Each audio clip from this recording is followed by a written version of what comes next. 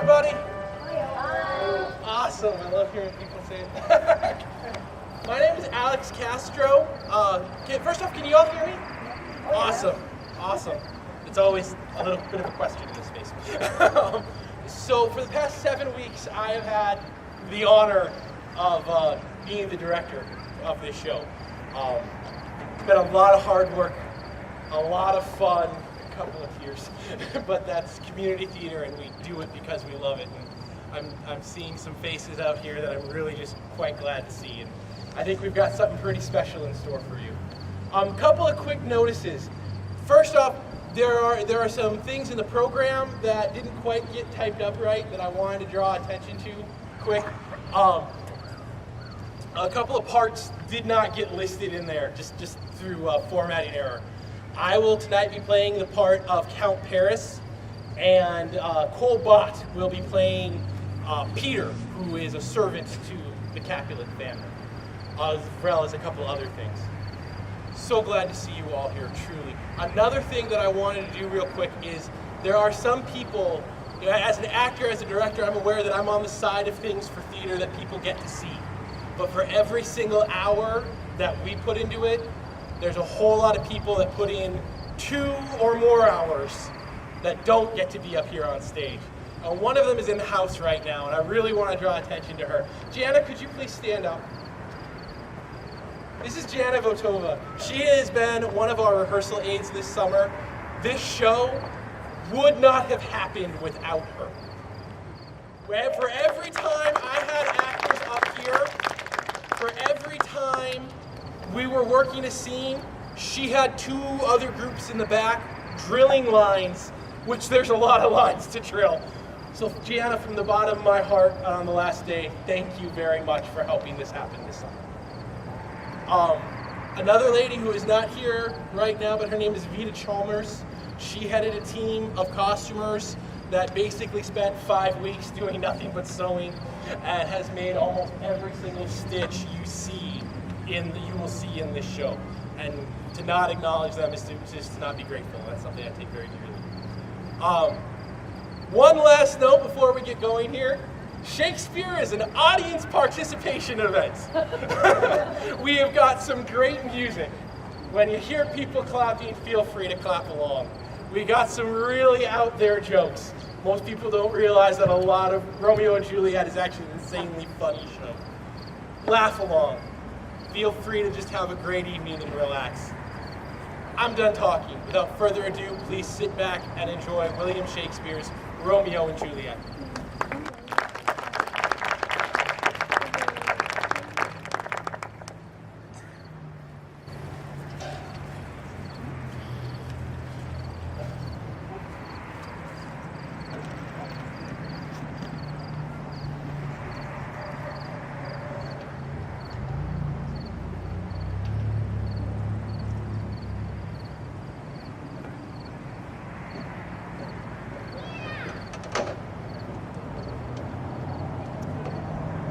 Households, both alike in dignity. In fair Verona, where we lay our stage. From ancient grudge, break to new mutiny, where civil blood makes civil hands unclean. From forth the fatal loins of these 2 foes, a pair of star-crossed lovers take their lives, whose misadventurous piteous overthrows doth with their death bury their parents' strife. The fearful end of their death-marked love, and the continuance of their parents' rage, which but their children's end naught could remove. It's now the 2 hours traffic of our stage, which with you, with patient ear should attend, what here shall miss, our 2 hours shall strive to mend. I strike quickly being moved. But thou art not quickly moved to strike. A dog of the house of Montague moves me. The quarrels between our masters and us, their men. 'Tis all one. I'll show myself a tyrant. Draw thy tool, here comes the house of Montague. My naked weapon is out. Whoa! I will back thee. Hound, turn thy back and run. Fear me not. Oh, no, Mary, I fear thee. Let us take the law of our side. Let them begin. I will frown as they pass by. Let them take it as they list. Ha! me as they dare, I will bite my thumb at them, which is a disgrace to them if they bear it.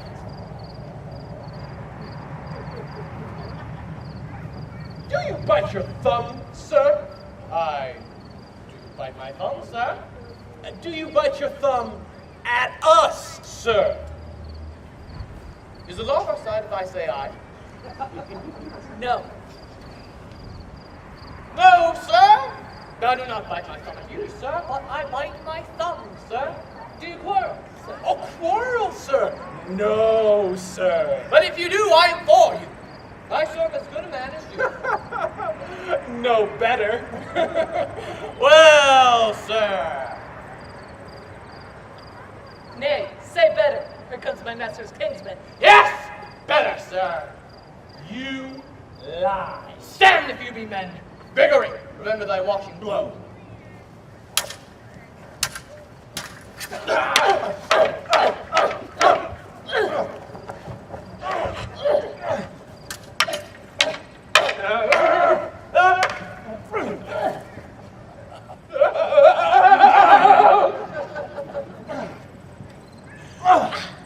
Part fools! You know not what you do. What? Art thou drawn among these heartless hinds? Turn thee, Benvolio. Look upon thy death. I do but keep the peace. Put up thy sword, or manage it to part these men with me. What?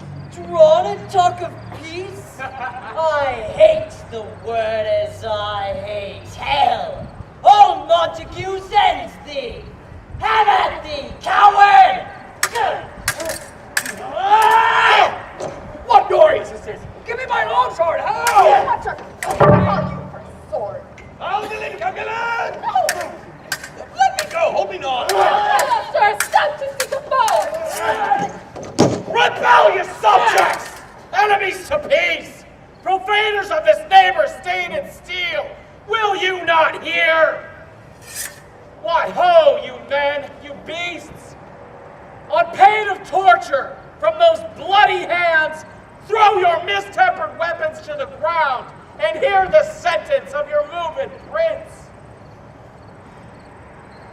3 civil brawls, bred of an airy word by thee, old Capulet, and Montague, have thrice disturbed the quiet of our streets.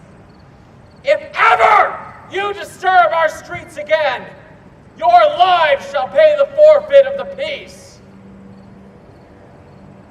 For this time, all the rest depart away. You, Capulet, will go along with me. And Montague, come you this afternoon to know our farther pleasure in this case. Once more, on pain of death, all men depart.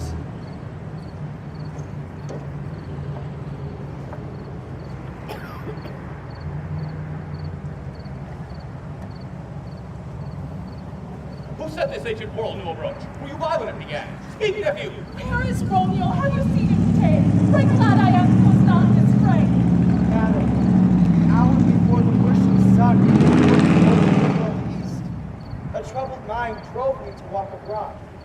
So early walking did I see your son, and towards him I made, but he was ware of me and stole into the covert of the wood. Many a morning hath he there been seen, with tears augmenting the fresh morning's dew, adding to clouds more clouds with heavy sighs. But also soon as the all-cheering sun should in the east begin to draw, away from light steals my heavy sun. Private in his chamber pens himself, locks fair daylight on, and makes himself an artificial night. Black and portentous must this humor prove, unless good counsel may the cause remove. My noble uncle, do you know the cause? Neither know nor can learn of him.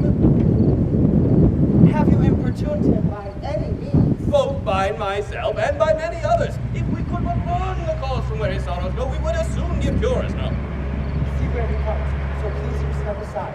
I'll know his grievance when he much denied. I would thou wert so happy by thy stay as to hear true shrift. But come, madam, let's await it.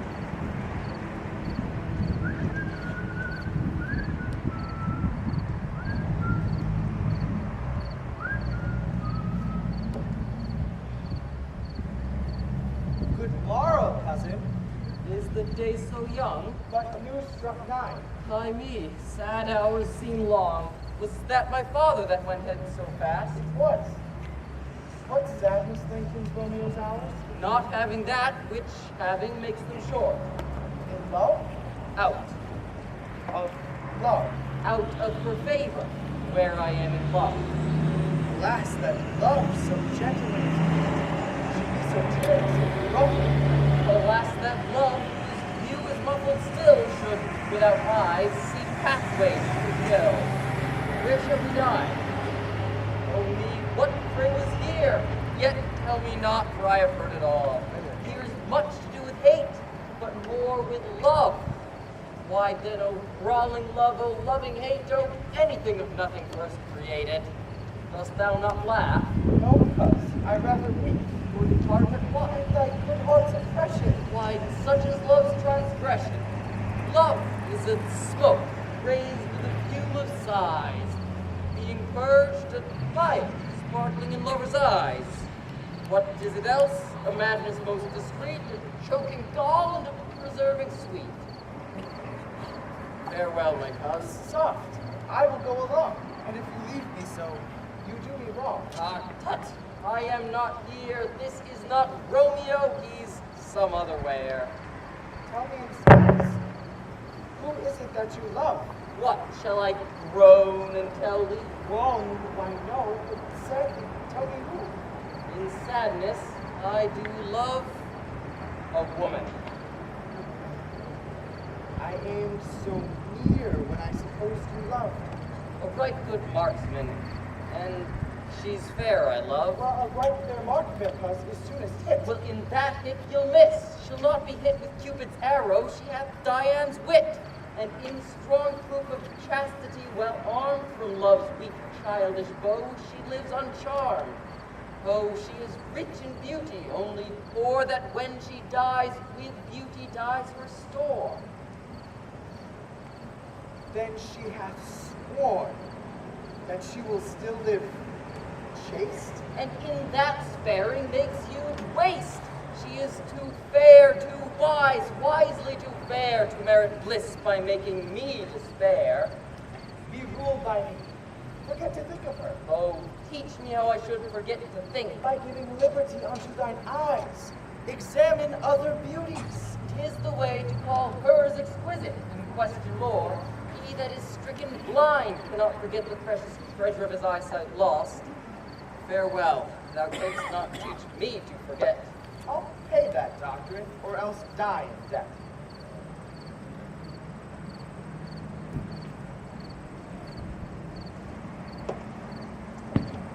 But Montague is bound as well as I, in penalty alike. And it's just not so old, I think, for men so old as we to keep the peace. Of honorable reckoning are you both, and pity 'tis you've lived at odds so long. But come, sir, what say you to my suit? By saying o'er what I said before, my daughter is yet a stranger in the world. She's not seen the change of 14 years. Let 2 more summers wither in their pride ere we may think her right to be a bride. Many younger than she are happy mothers made. And too soon marred are those so early made. Earth hath swallowed all my hopes but she.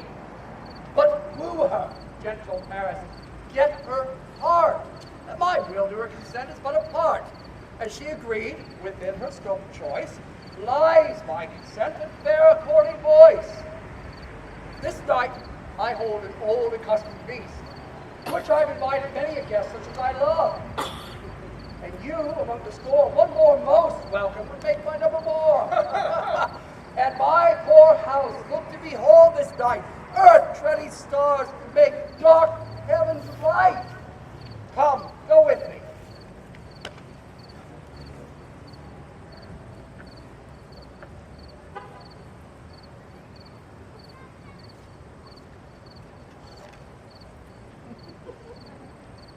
I am sent to find those persons whose names are here writ, but can never find what names the writing person hath here writ. I must do the learned in good time. Good e'en, fellow. Goodeen. I pray, sir, can you read?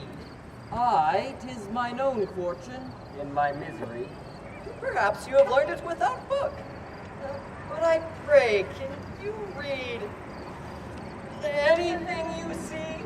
Aye, if I know the letters in the language. Ye say honestly. Rest ye merry. Stay, fellow, I can read.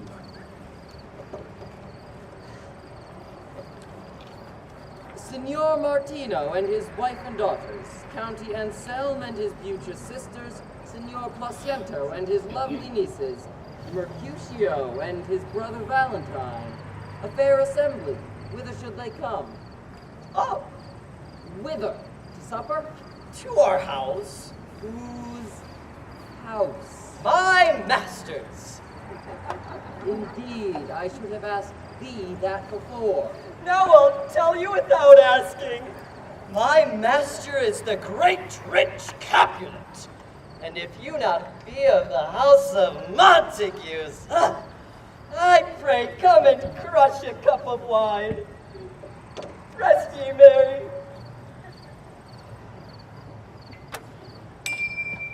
At this same ancient feast of Capulets sups the fair Rosaline whom thou so lovest, with all the admired beauties of the world.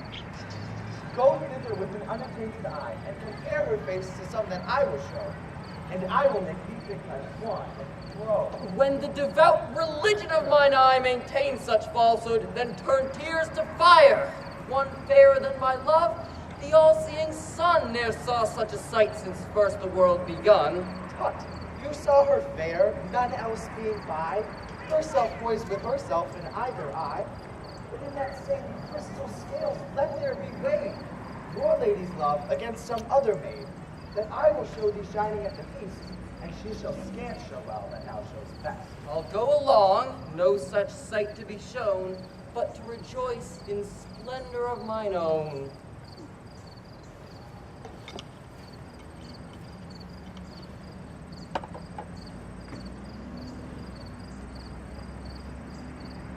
Nurse, where's my daughter? I'll look for her. By my maidenhead, and 12 years old I bade her go. What lamb, what ladybird, oh, God forbid, where is this girl? What, Juliet? How now? Who calls? Your mother? I am here, madam. What is your will? This is the matter. Nurse, leave a while. We must talk in secret.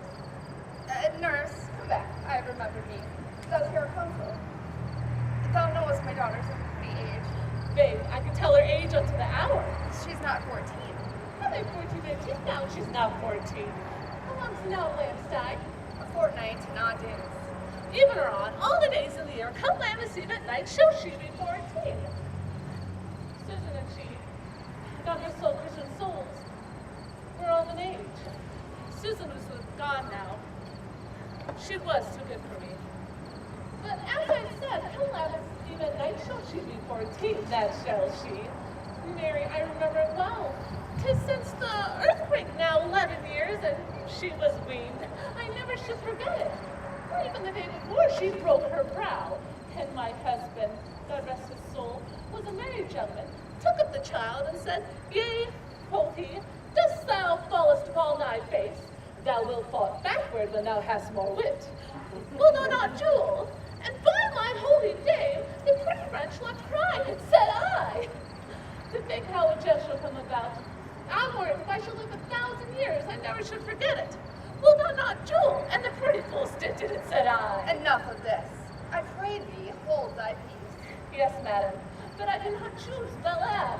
Yea, quoth my husband, fallest upon thy face. Thou wilt fall backward when thou comest to age. Will thou not jewel? And it stinted, and said I. Stint thou too, I pray thee, nurse, say I. Peace I have done, and God mark thee to his grace. Thou wast the prettiest babe I ever nursed. If I live to see thee married once, I'll have my wish. Mary, that Mary is the very theme I have come to speak of. Tell me, daughter Juliet, how is your disposition to be married? It is an honor that I dream not of. In honor? If I were not thy only nurse, I would have thought thy sucked thy wisdom from thy teeth.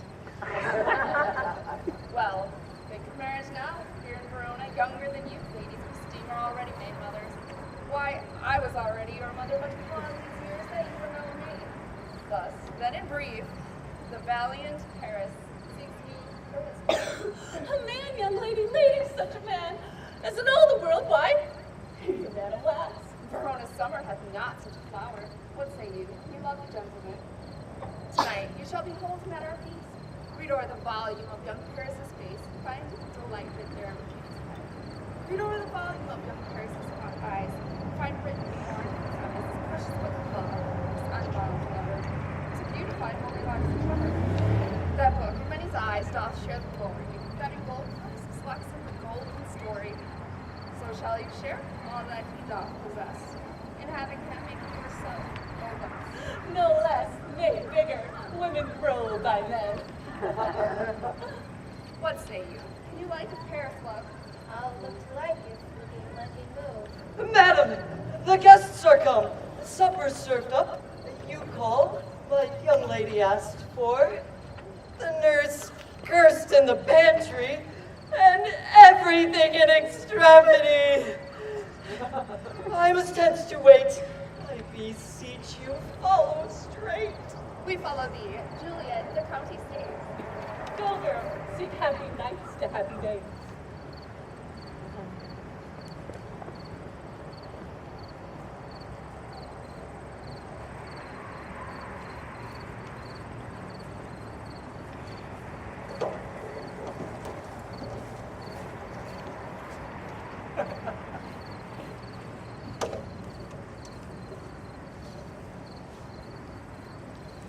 What shall this speech be spoke for our excuse, or shall we on without apology? The date is out of such proximity, but let them measure us by what they will. We'll measure them a measure.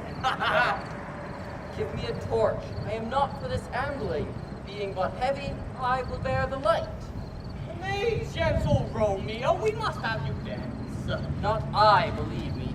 You have dancing shoes, nimble soles. I have a soul of lead, so stakes me to the ground I cannot move. You are a lover! Borrow Cupid's wings and soar with them above a common bound. I am too sore and pierced by his shaft, to soar with his light feathers, and so bound I cannot bound a pitch above dull woe. Under love's heavy burden do I sink. And to sink in it should you burn in love. To great oppression for tender things. Is love a tender thing? It is too rough, too rude, too boisterous, and it pricks like thorn. If love be rough with you, be rough with love. Prick love for pricking and you beat love down. Give me a case to put my visage in. A visor for a visor. What care I what curious eye doth prove before these? Here are the beetle brows shall blush for me. Come, knock and enter, and no sooner in, but every man be taken to his place. I'll be a candle holder and look on. The game was ne'er so fair, and I am done. If thou art done, it will draw thee from the mire. Or, save your reverence, love, wherein thou stickest up the ears. Come, we burn daylight, ho! And we mean well in going to this mass, but 'tis no wit to go. Why, may one ask? I had a dream tonight. And so did I. Well, what was yours? That dreamers often lie. In bed asleep, while they do dream things true. Oh. And I see Queen Mab had been with you. Queen Mab, what's she? She is the fairy's midwife, and she comes in shape no bigger than an axe stone on the forefinger of an altar, drawn by a team of little atomi or men's noses as they sleep. Her chariot is an empty hazelnut made by the old squirrel or joiner grub. Time out of mind the fairy's coachman. And in this state she gallops night by night through lovers' brains. And then they dream of love. On courtiers' knees that dream on curtsy straight. Or lawyers' fingers who dream straight on fees. Or ladies' lips who straight on kisses dream just off the angry mouth of blisters plagues because their breaths with sweetmeats tainted are. Sometimes she striped over a soldier's neck. And then dreams he of cutting foreign throats. Moscato Spanish blades of health 5 fathoms deep and get it all drunk in his ears, on which he starts and waits, and being thus frightened swears himself a prayer or two. And sleeps again. This is that very lad. This is the hag whose maids lie on their backs that presses them, learning them first to bear, making them women of good carriage. This is she! Peace, Mercutio, peace. Thou talks of nothing. True. I talk of dreams, which are the children of an idle brain, begot of nothing but vain fantasy. Come, the supper is done and we shall arrive too late. I fear too early, for my mind misgives some consequence yet hanging in the stars.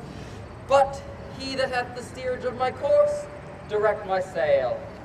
On, lusty gentlemen. Strike prompt. Welcome, gentlemen! Oh, I have seen the day. I've worn a visor. I can tell a whispering tale in a fair lady's ear, such as would please. It's gone. It's gone. It's gone. You are welcome, gentlemen. Come, musicians, play!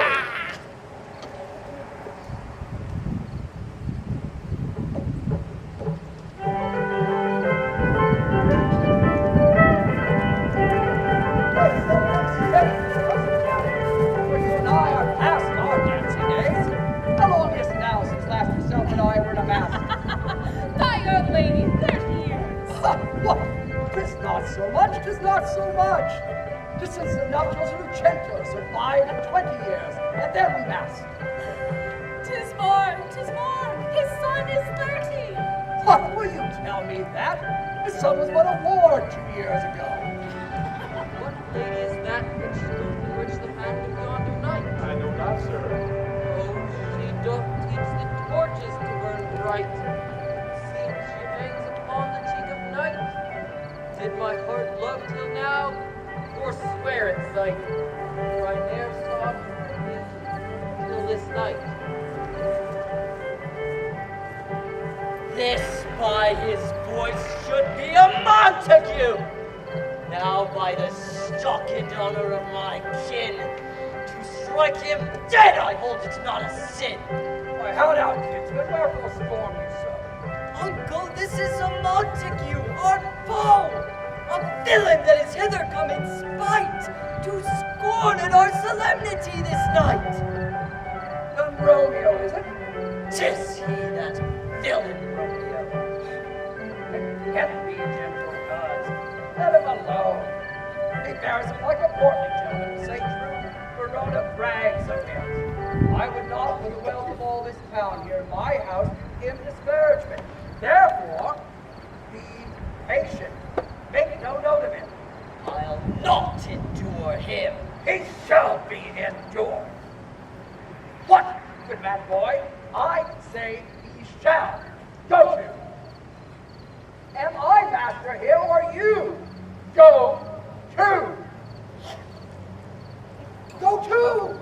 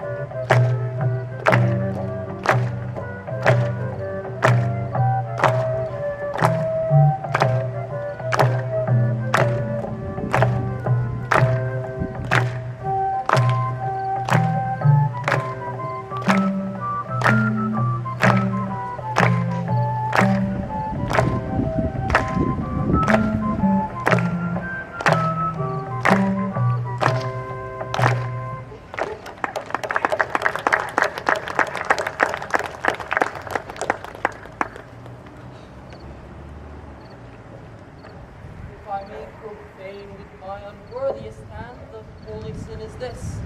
My lips to blushing pilgrims ready stand, smooth this rough touch with a tender kiss. Good pilgrim, you do wrong your hand too much. Which mannerly devotion shows this? For saints have hands that pilgrims' hands do touch, and palm to palm, slowly converse. Have not saints lips, and holy palmers too? Aye, lips that they must use in prayer. Well then, dear saint, let lips do what hands do. They pray. Grant thou, lest faith turn to despair. Saints do not move. But grant for prayer's sake. Then move not, while prayer's effect I take. Thus from my lips, by thine, my sin is purged. Then have my lips the sin that they have took. Sin from thy lips, O trespass sweetly urged. Give me my sin again. You kiss away the boat. Madam, Nurse, your lady mother craves a word with you. What is her mother? Married bachelor, her mother is the lady of the house, and amongst her. She's a kind and virtuous woman. I here's her daughter that you talk with all. I tell you, sir, he that can lay hold of her shall hold all the teeth. Is she a Capulet? Oh, dear account, my life is my foe's debt. Away, be gone. The sport is at its best. Aye, so I fear, and the more is my unrest. what he that follows there, that would not dance? I know not. Who asks me? If he be married, my grave is like to be my wedding bed.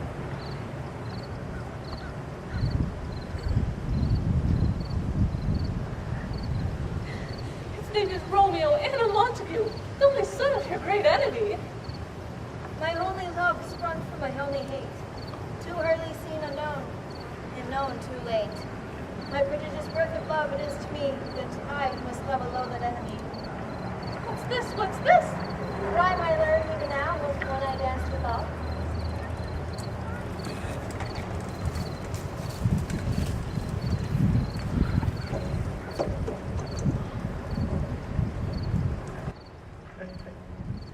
Romeo! My cousin Romeo! Romeo! He is wise, and all my life has stole him home to bed. He ran this way and left that orchard wall. Call good Mercutio. Nay, I'll conjure to Romeo! Humors! Madman passion! Lover! I conjure thee by Rosalind's bright eyes, by her high forehead and scarlet lip, by her fine foot, straight leg and quivering thigh, and the damsels that there adjacent lie, and in thy likeness thou appear to us. And if he hear thee, thou wilt anger him. That cannot anger him. My invocation was fair and honest. In his mistress' name, I conjure only but to raise up him. Blind is his love, and best befits the dark. If love be blind, love cannot hit the mark. Romeo! Woo! Good night. Now to my truckle bed. This field bed is too cold for me to sleep. Now, shall we go? Go then, for it is in vain to seek him here that means not to be found.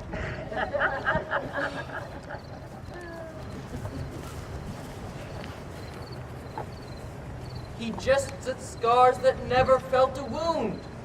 But soft, what light through yonder window breaks? It is the east, and Juliet the sun. Arise, fair sun, and kill the envious moon, who is already sick and pale with grief. It is my lady. Oh, it is my love. Oh, that she knew she were. She speaks, yet she says nothing. What of that? When I discourses, I will answer it. I am too bold. It is not to me she speaks. Two of the fairest stars in all the heavens, having some business, do entreat her eyes to twinkle in their spheres till they return. See how she leans her cheek upon her hand. Would that I were love on that hand, that I might touch that cheek. Ay me. Speaks. Oh, speak again, bright angel. Oh, Romeo. Romeo. Wherefore art thou, Romeo? Deny thy father and refuse thy name. For if thou wilt not, we would scorn my love, and I'll no longer be a Capulet. Shall I hear more, or shall I speak of this? 'Tis but thy name that is my enemy. Thou art thyself, though not a Montague. What's Montague? It is nor hand, nor foot, nor arm, nor face, nor any other part belonging to a man. Oh, be some other name. What's in the name? That which we call a rose by any other name is not as sweet. So Romeo would, were he not Romeo called, retain that dear perfection which he doth owe without that title. Romeo, doff thy name, for that name which is no part of thee. Take all my stuff. I take thee at thy word! Call me but love, call me new baptized. Henceforth I never shall be Romeo. What lion art thou that thus bescreened in moonlight, so stumblest on my counsel? By a name I know not how to tell thee who I am. My name here to say is hateful to myself, because it is an enemy to thee. But I have written, only tear the word. My ears have not yet drunk 100 syllables that it comes uttering. Yet I know the sound. Art thou not Romeo and a Montague? Neither, fair maid, and neither needest life. How camest hither, and wherefore? The orchard walls are high and hard to climb, and the place death, considering who thou art, if any of my kinsmen find thee here.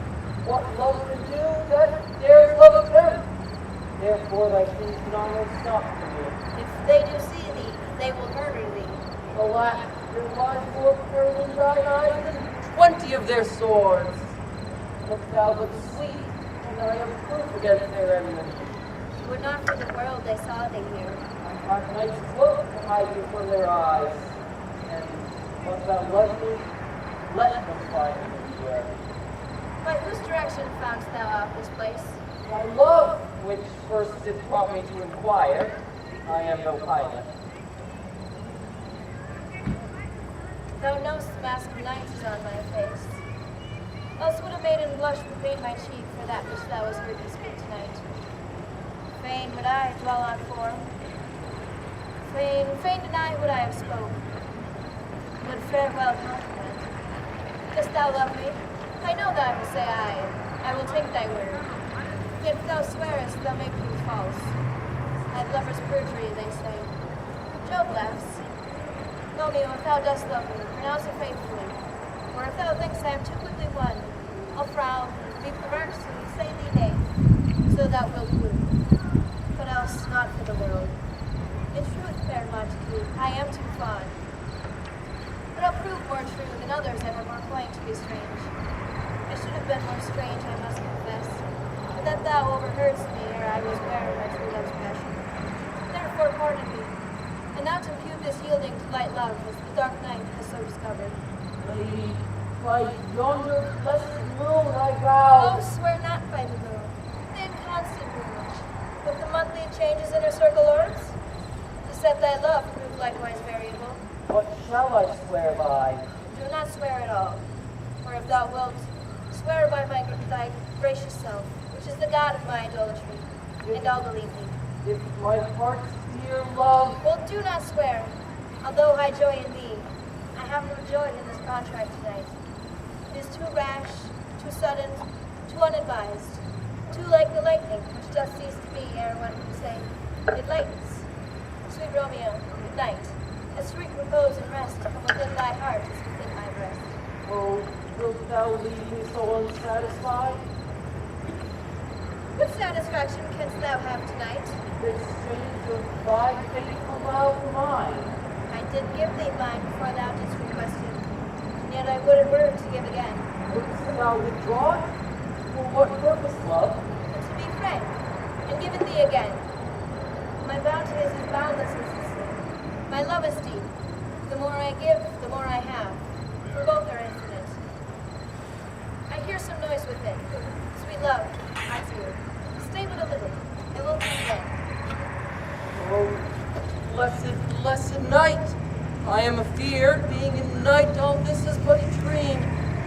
Flattering sweet to be substantial. 3 words, dear Romeo, and good night indeed. If that thou bent of love be honorable, thy purpose marriage.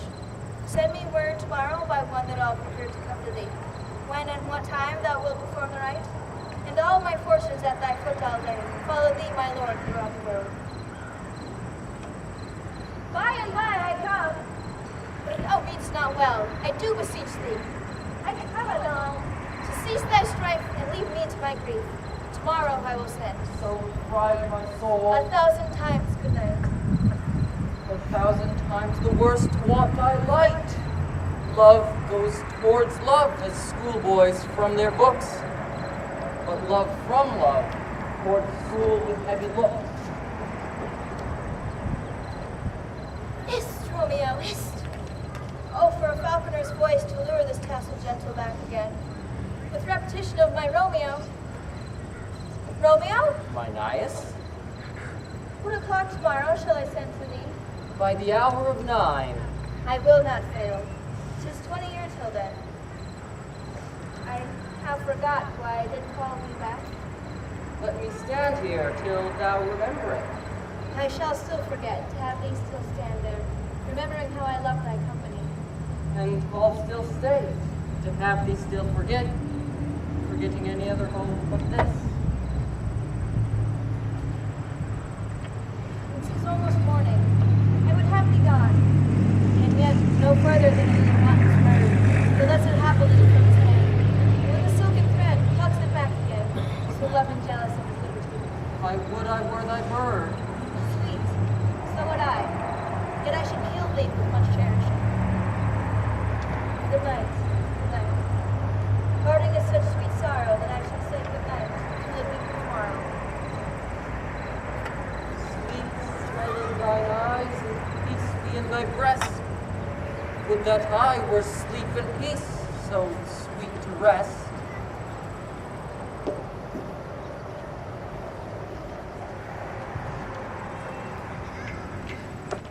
Good morrow, Friar. Benedicti, what early tongue so sweet saluteth me? Young son, it argues a distempered head so soon to bid good morrow to thy bed. Therefore thy earliness doth me assure that thou wilt uprouse by some distemperature. Or if not so, then here I hit it right. Our Romeo hath not been in bed tonight? That last is true. The sweeter rest was mine. God pardon sin, wast thou with Rosaline? With Rosaline, my ghostly father? No, I have forgot that name, and that name's woe. That's my good son. But where hast thou been then? I have been feasting with mine enemy, where on a sudden one has wounded me that's by me wounded. Both are remedies within thy help and holy physic lies. I bear no hatred, blessed man, for lo, my intercession likewise stands my foe. Be plain, my good son, and homely in thy drift. Riddling confession finds but riddling shrift. Then plainly know my heart's dear love is set on the fair daughter of rich Capulet. As mine on hers, so hers is set on mine, and all combined save what thou must combine by holy marriage. When and where and how we met, we wooed and made exchange of vow, I'll tell thee as we pass, but this I pray, that thou consent to marry us today. Holy St. Francis, what a change is here! Is Rosaline, whom thou didst love so dear, so soon forsaken? Young men's love then lies not truly in their hearts, but in their eyes. Jesu Maria, what a deal of brine hath washed thy sallow cheeks for Rosaline. Lo, here upon thy cheek the stain does scent of an old tear that has not washed it off yet. And art thou changed? Pronounce this sentence then. Women may fall when there's no strength in men. Thou chidst me oft for loving Rosaline, For doting, not for loving, pupil of mine. and badest me bury love. Not in a grave to lay one in, another out to have. Well, chide not, her I love now, doth grace for grace and love for love allow. The other did not so. Oh, she knew well thy love did read by rote that could not spell. But come, young waver, come, go with me. In one respect, I'll thy assistant be, for this alliance may so happily prove to turn your household's rancor to pure love. Oh, let us hence, I stand on sudden haste. Up wisely and slow, they stumble and run fast.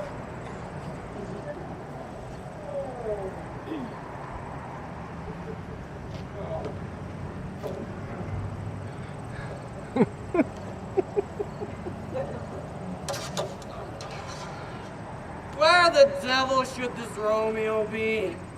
Came he not home tonight? Not to his father's. I spoke with his man. Oh, with that same pale, hard-hearted wench. That Rosaline torments him so that he will sure run mad. Tybalt, the kinsman of old Capulet, hath sent a letter to his father's house. Challenge on my life. Romeo will answer it. Any man who can write may answer a letter. Nay, he will answer the letter's master. How he dares, being dared. Alas, poor Romeo. He's already dead. Shot through the ear with a love song. And is he a man to encounter Tybalt? Why? What's Tybalt? More than Prince of Cats. He fights as using Crixon, keeps time, distance, proportion. He rests in a breath. 1, 2, and a third in your bosom. The very butcher of a silver button. Here comes Romeo. Here comes Romeo. And without his robe, like a dried herring. Oh, flesh, how art thou fishified? Now is he for the numbers that Petrarch flowed in. Lord, to his lady was but a kitchen wench. Mary, she had a better love be rhyme her. Bonjour, Signor Romeo. There's a French salutation to your French swine. You gave us the counterfeit fairly last night. Good morrow to you both. What counterfeit did I give you? The slip, sir, the slip. Can you not conceive? Apologies, but my business was great, and in such cases mine, a man may strain courtesy. That's as much as to say, such a case as yours constrains a man to bow in the hand. Meaning, to curtsy. Thou hast most kindly hit it. A most courteous exposition. Nay, I am the very pink of courtesy. Pink for flower. Right. Why, then is my pump well flowered. Ow! Why, not this better now than groaning for love? Now art thou sociable. Now art thou Romeo. Now art thou what thou art. By art as well as by nature. For this dribbling love is like a great natural that runs lalling up and down to hide his bauble in a hole. Stop there, stop there. Here's goodly here. Sail! A sail! Tutu, a shirt and a smock. Peter! Adolf. My fan, Peter. Good Peter to hide her face, for her fans the fairer face. Very good morrow, gentlemen. A gaudy gadeen, fair gentlewoman. It's a goodie. 'Tis no less, I tell you, for the body hand of the dial is now upon the prick of noon. Out upon you, what a man are you? One gentlewoman that God hath made himself to maul. By my troth, that is well said. For himself to more will he.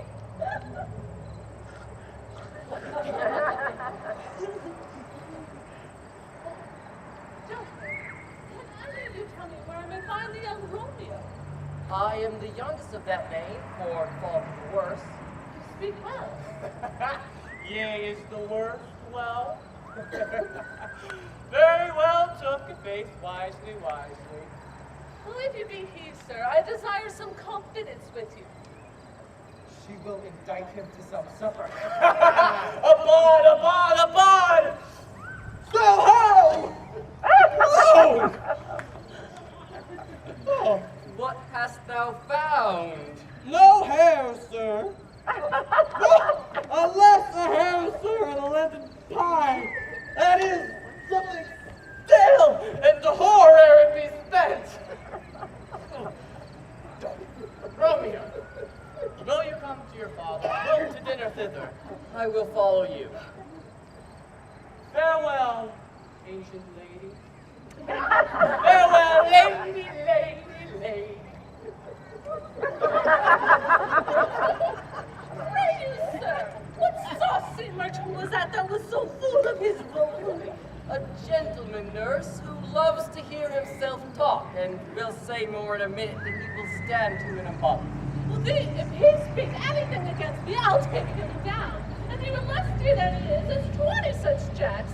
If I cannot, I'll find those that shall.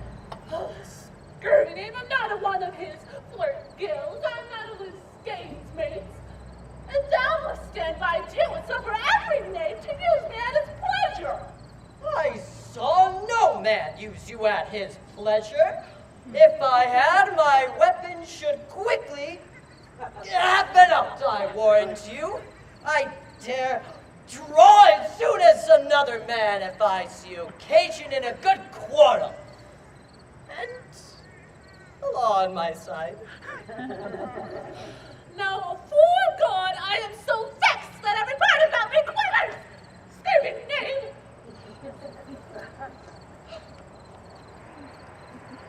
Hey, you, sir, a word. As I told you, my lady bid me inquire you out. What she bade me say, I will keep to myself. But let me tell you first, if you should lead her into a fool's paradise, as they say, it were a very gross kind of behavior, as they say. Commend me to thy lady and mistress, nurse. I protest unto thee. Oh, good heart, and I faith, I will tell her as much. Lord, she'll be a joyful woman. What wilt thou tell her, nurse? Thou dost not mark me. I will tell her, sir, that you do protest, which is, I take it, as a gentlemanlike offer. Bid her devise some means to come to shrift this afternoon, where she shall, in Friar Lawrence's cell, be shrived and married.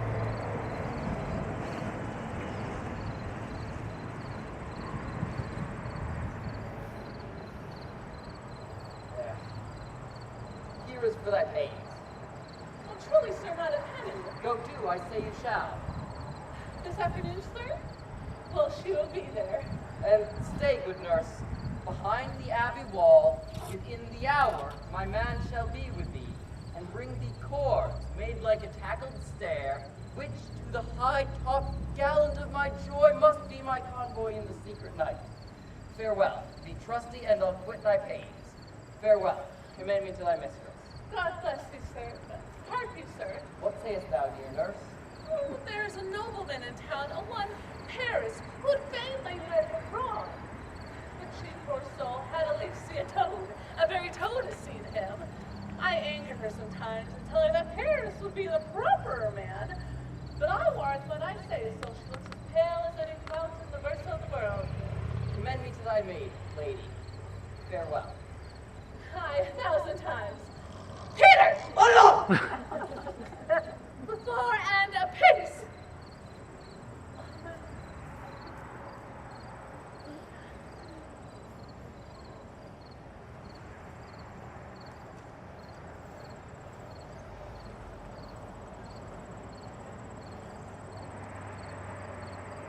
The clock struck 9 when I did so, nurse. In half an hour she promised to return. Perchance she cannot meet us. That's not so. Oh, she is lame. Love's herald should be thoughts, which 10 times faster glide than the sun's beams, driving back shadows over lowering hills. Now is the sun upon the hindmost hill, and from 9 till 12 is 3 long hours. Yet she is not come. Had she affections and warm youthful blood, she would be in swift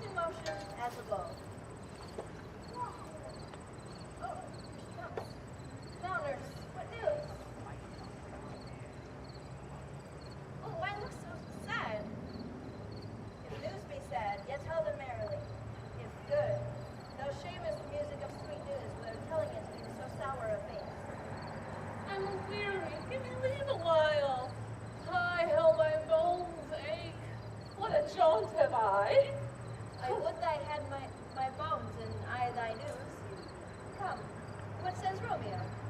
He's in what haste. Can you not stay a while? Can you not see that I am out of breath? How art thou out of breath when thou hast breath to say to me that thou art out of breath? Come, this is my love. You have made a simple choice. You know not how to choose a man. Romeo, no, not he.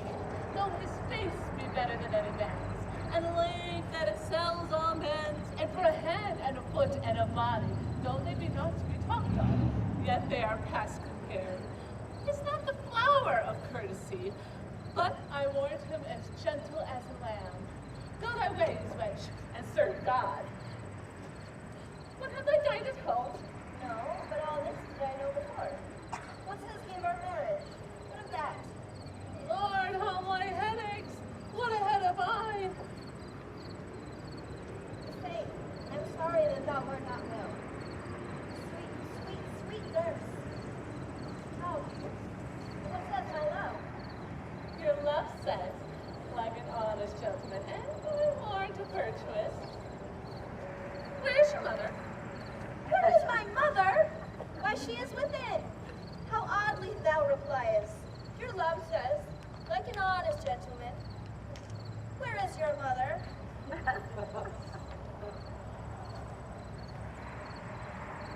Honey, lady dear, are you so hot? Mary, come up, I trow. Is this the poultice for my aching bones? Henceforward, dear, messages yourself. You're such a coil. Well, what says Romeo? Have you got leave to shrimp today? I have. Then I use pets to Friar Lawrence's cell, where there stays a husband to make you a wife. Oh, now there comes the want of blood up to thy cheeks. They'll be in scarlet strain at any news. Hie to church. I must another way to fetch a ladder by which you'll love, but must climb a bird's nest soon when it is dark. Hide to my fortune. Honest nurse, farewell.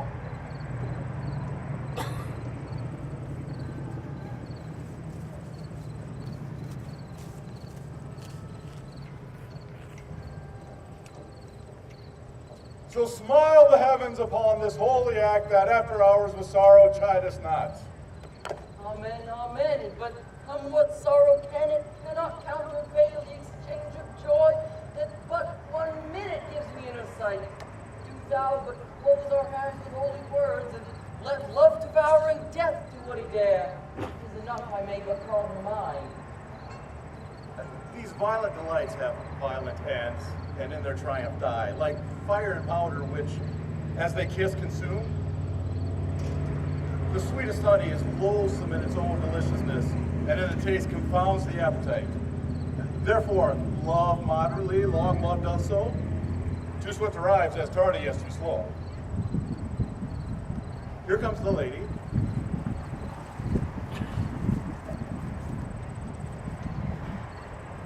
Good evening to my ghostly confessor. Romeo should thank thee, daughter, Florence Bull. As much to him, thou says his thanks too much. Juliet, if the measure of thy joy be heaped like mine, and that thy skill be more to place in it, then sweeten with thy breath this name rare, and let rich music's tongue unfold the imagined happiness that we both receive in either by this dear encounter. Conceit, more rich in matter than in words, dregs of a substance, not of ornament. They are but beggars that can count their worth. But my true love has grown to such excess that I cannot sum up some of half my wealth. Come, come. Go with me, we'll make short work, for by your leaves you shall not stay alone till Holy Church incorporates two in one.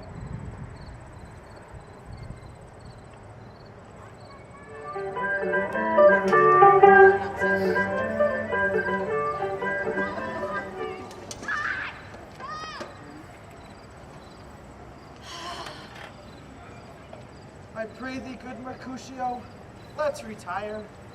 The day's hot, the Capulets abroad, and if we meet, we shall not escape a brawl. For these hot days is the mad blood stirring.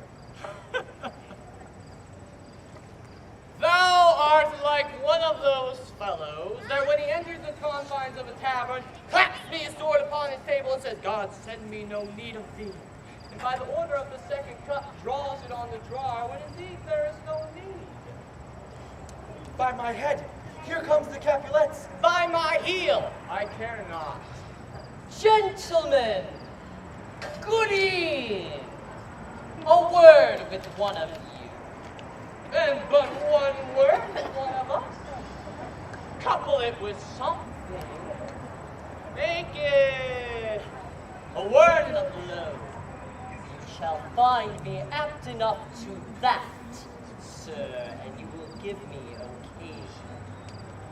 Could you not take some occasion without giving? Mercutio, thou consortest with Romeo! Consort? What, dost thou make us minstrels? And thou makest minstrels look to hear nothing but discords. Here's my fiddlestick. Here's that shall make you dance. Zoons, consort! We talk here in the public haunt of men. Either withdraw unto some private place and reason coldly of your grievances, or else depart. Here, all eyes gaze on us. Men's eyes were made to look, and let them gaze.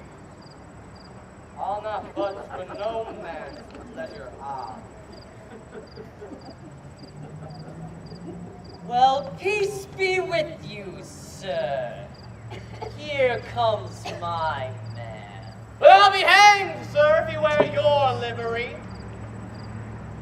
Romeo, the love I bear thee can afford no better term than this. Thou art a villain. The love, Tybalt, the reason that I have to love thee doth much excuse the appertaining great to such a greeting. Villain am I none, therefore farewell, I see thou knowst me not. Boy, it shall not excuse the injuries that thou hast done me. Therefore turn and draw. I do protest I have never injured thee, but love thee better than thou canst devise. And so, dear Capulet, in the name I tender as sincerely as my own, be satisfied. Oh, calm! Dishonorable, vile submission! Aristocrata carries it away. Tybalt! You rat catcher! Will you walk? What wouldst thou have with me?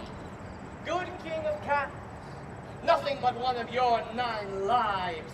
I mean to make bold withal, and as you shall use me thereafter, try beat the rest of the 8. I am for you! Gentle Mercutio, put your rapier up. Come, sir, your passado. Ah! Gentlemen, for shame! For shame, this outrage! Trouble! Oh! No! The prince for big bad news for Romeo. Hold, Tybalt! Mercutio!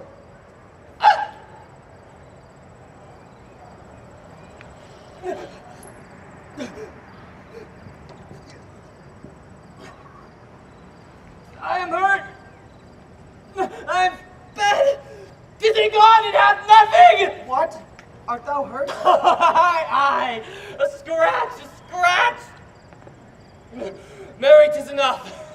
Patience, man. The hurt cannot be much. No, 'tis not so deep as a well, nor so wide as a church door, but 'tis enough, you will serve. Ask for me tomorrow, and you shall find me a grave man.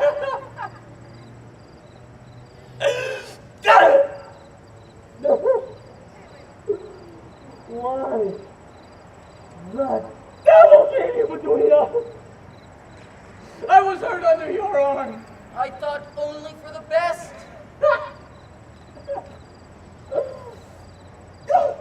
Help me into some house Benvolio, or I shall faint. The plague of both your houses. They were beating me.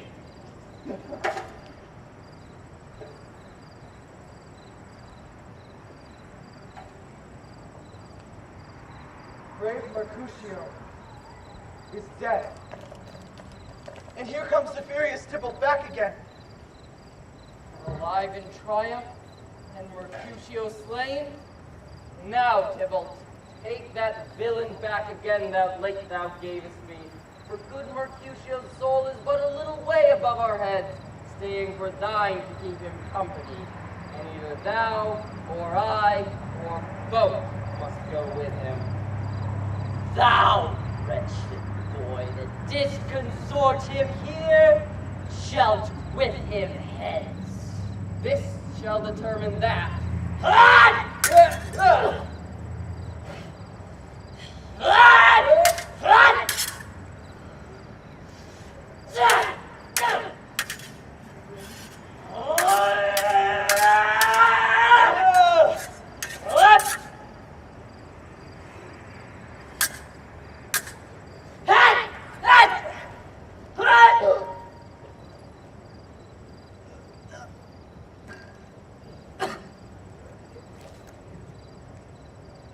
Romeo, away be gone. The citizens are up and Tybalt slain. Stand not amazed, the prince will do me death if thou art taken. Hence, be gone, away! Oh, I am fortune's fool!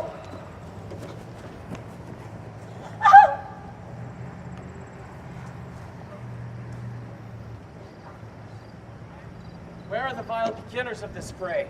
O noble prince, I can discover all. The unlucky manage of this fatal brawl. There lies the young man slain by young Romeo, that slew thy kinsman, brave Mercutio. Tybalt, my cousin, oh, my brother's child. Prince, as thou art true, for blood of ours shed blood of Montague. Benvolio, who began this bloody fray? Tybalt, here slain, whom Romeo's hand did slay. Romeo that spoke him fair made him bethink how nice the quarrel was, and urged with all pure high displeasure. All of this uttered with calm look, gentle breath, and knees humbly bowed. Could not take truce with the unruly spleen of Tybalt, deaf to peace, but that he tilts with piercing steel at bold Mercutio's breast, who, all is hot, turns deadly point to point, and with a martial scorn in one hand beats cold death aside, and with the other sends it back to Tybalt, whose dexterity retorts it. Romeo, he cries aloud, hold friends, friends part, and swifter than his tongue, his agile arm beats down their fatal points, and twixt them rushes, underneath whose arm an envious thrust from Tybalt hit the life of stout Mercutio, and then Tybalt fled. But by and by comes back to Romeo, who had but newly entertained revenge. And to it they go like lightning, for ere I could draw to part them was stout Tybalt slain. And as he fell, did Romeo turn and fly. This is the truth. Or let Benvolio die. He is a kinsman to the Montague, affectionately is the cause. It's not true. Some 20 of them fought in this black strife, and almost 20 killed one life. I beg for justice, which thou, prince, must give. Romeo killed Tybalt.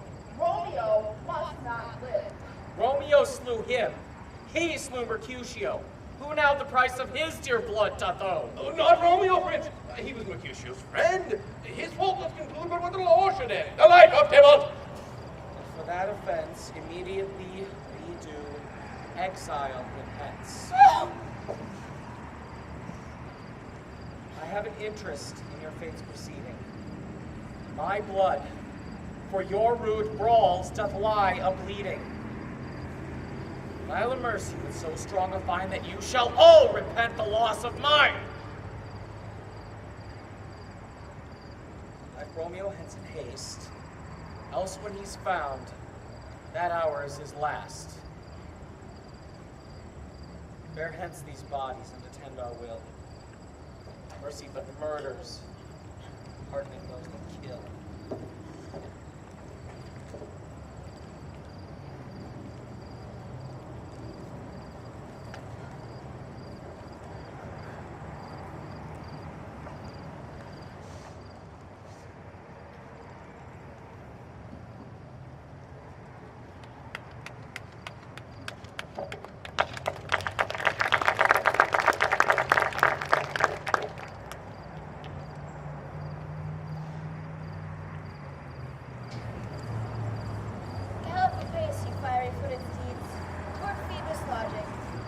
wagoner is fain to whip me to the west and bringing cloudy night immediately. Come, gentle night, come, loving, black-browed night, give me my Romeo, and when I shall die, take him and cut him out in little stars. He will make the face of heaven so fine that all the world will be in love with night, and pay no worship to the garish sun. Oh, here goes my nurse, and she brings news, and every tongue that speaks the Romeo's name speaks the hail. Now, nurse, what news? Perhaps more yet, so is Romeo busy?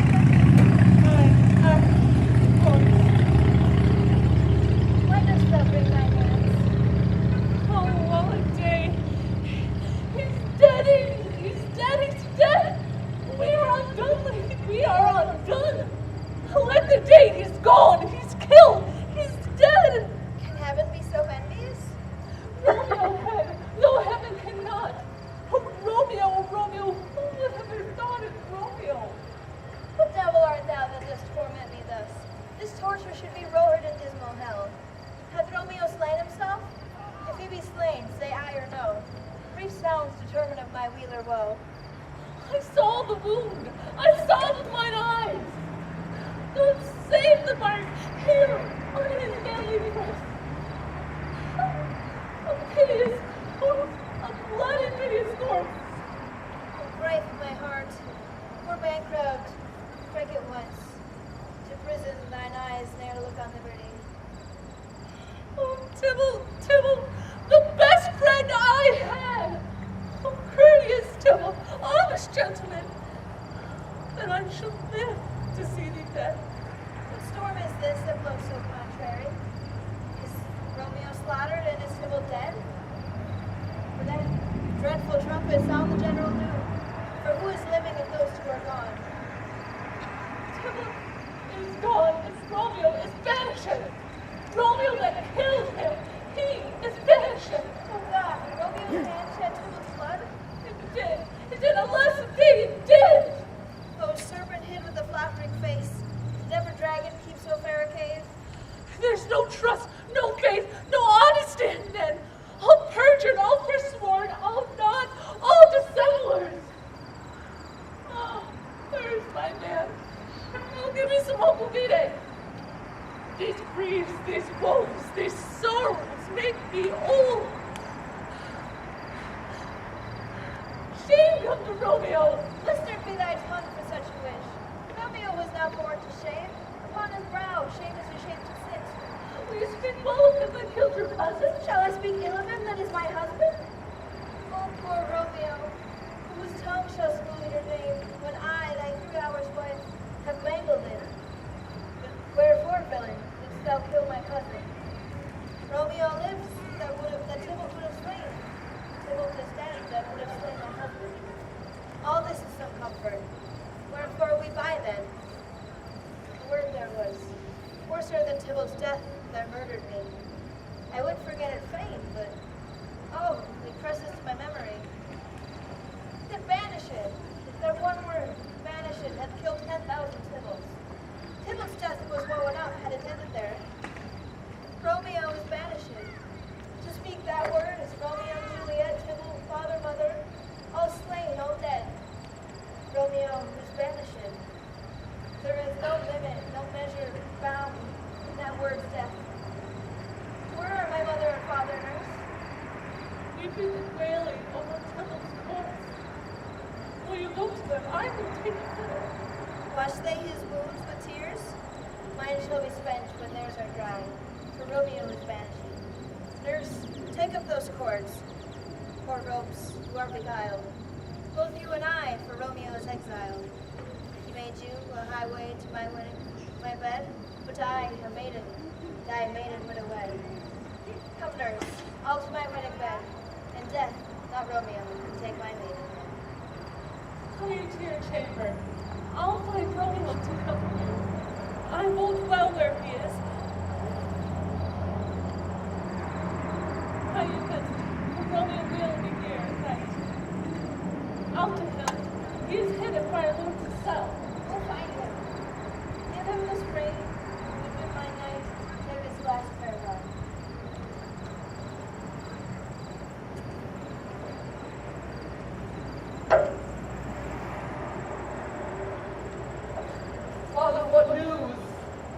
tidings.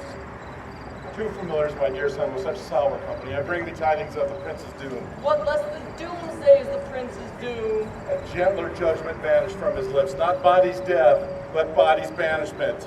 Be merciful, say death. Do not say banishment.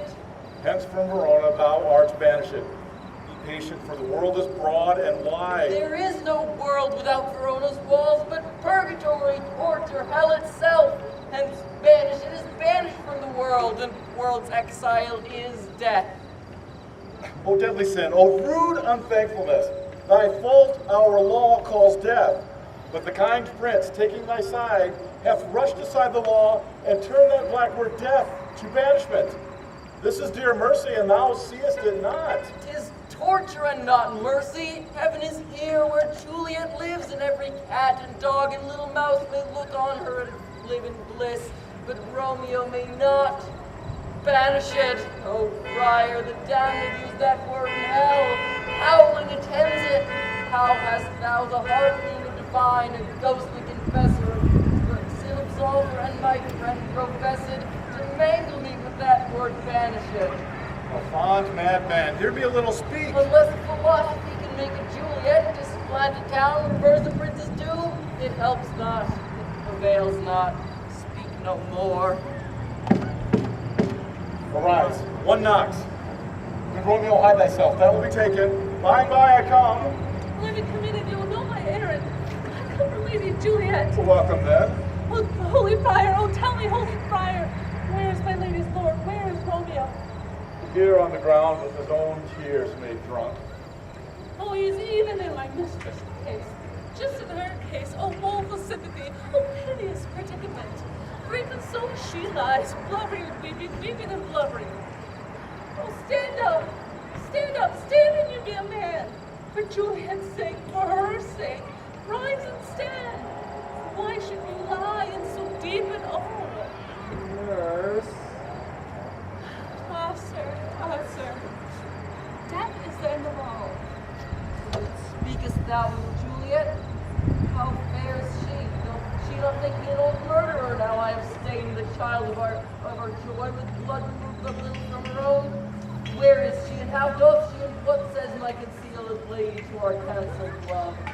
She says nothing, but weeps and weeps, then falls down on her bed, and then starts up, Tybalt calls, and then on Romeo cries, and then falls back down again. As if that name shot from the deadly level of a gun did murder her as I did murder her kinsman.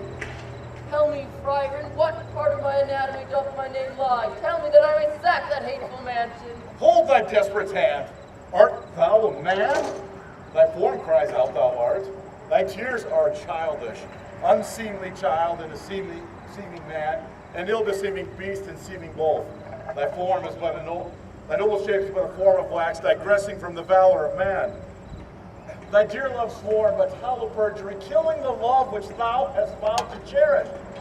What frowns thee, man? Thy Juliet is alive, for whose dear sake thou wast but lately dead. There art thou happy. Tybalt would kill thee, but thou slewest Tybalt. There art thou happy. The law that threatened death becomes thy friend and turns it to exile. There art thou happy. A pack of blessings light upon thy back. Happiness courts thee in her best array. But like a misbehaved and sullen boy, thou poutest upon thy fortune and thy love. Take heed, for such die miserable. Go, get thee to thy love as was decreed. Ascend her chamber hence and comfort her. Look thou not stay till the watch be set, for then thou canst not pass to Mantua, where thou shalt live, till we can find a time to place your marriage, reconcile your friends, and beg pardon of the prince, and call thee back with 20,000 times more joy than thou wentest forth in lamentation. Nurse, go before, commend me to thy lady, and bid her hasten all the house to bed, which heavy sorrow makes them apt unto. Romeo is coming. My lord, oh, tell me, lady, you will come. Do so, and bid my sweet prepare to chide. Here, sir, a ring she bid me give you, sir. Now hie you hence, for it grows very late. How well my comfort is revived by this.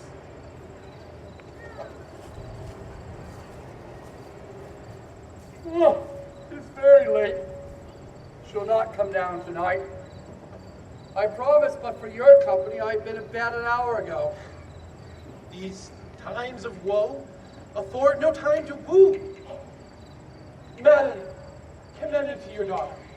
I will, and know her mind early tomorrow morning. Tonight, she is immune up to heaviness. Sir Paris, I'll make a desperate tender of my child's love. I think she'll be ruled in all respects by me. Oh, nay, more, I doubt not. But soft, what day is this? Well, Monday, my lord. Monday? Well, Wednesday's too soon. On Thursday be it then. On Thursday, tell her she shall be married to this noble earl. Will you be ready? Do you like this haste? We'll keep no great deal, a guest or two. My lord, I would that Thursday were tomorrow. Well, get you gone. On Thursday be it then. Will you, Juliet, prepare her wife against this wedding day? Farewell, my lord. Light to my chamber, ho! Before me is so very late. We may call it early by and by. Good night.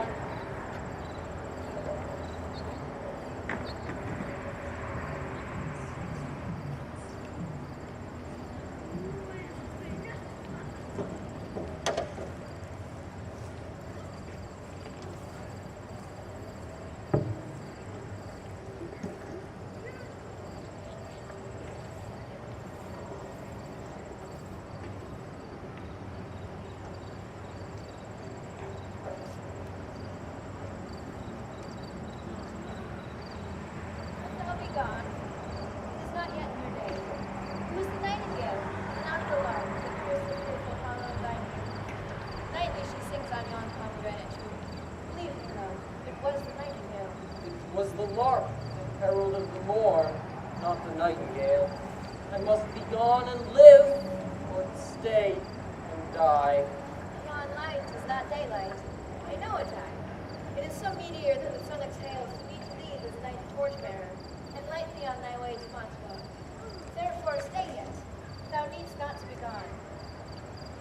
Let me be taken, let me be put to death. I am content, so thou wilt have it so. I have more care to stay than will to go. Come, death, and welcome.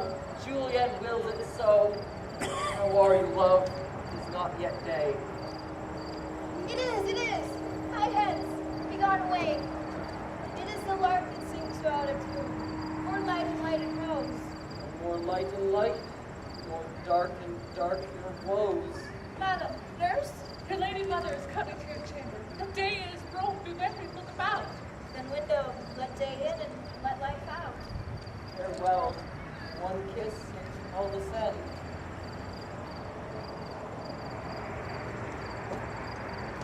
Art thou gone so, love lord?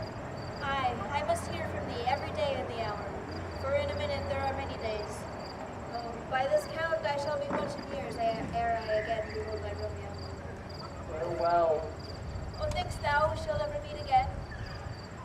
I doubt it not, and all these troubles shall serve for sweet discourses in our time to come. Either my eyesight fails or thou lookst pale. My eyes so view, my sorrow through someone. Adieu, adieu. Be fickle, fortune, for then I hope thou wilt not keep them long. Send them back. Why, how now, Juliet? Madam, I am not well. Evermore weeping for your cousin's death. Yet let me weep for such a feeling loss. So shall you feel the loss. Not the friend for which you weep. Feeling so the loss, cannot choose but weep a friend. Thou weepest not so much for his death, as that the villain lives which slaughtered him. What villain, madam? That same villain, Romeo. Villain and he, many miles asunder. God pardon him, I do with all none like he doth break my heart. That is because the villain murderer lives. Aye, from the reach of these my hands, might none but I avenge my cousin's death. We will have vengeance for it, fear thou not. Then weep no more. I will send to one in Monteval, where that same vanished renegade dog lives.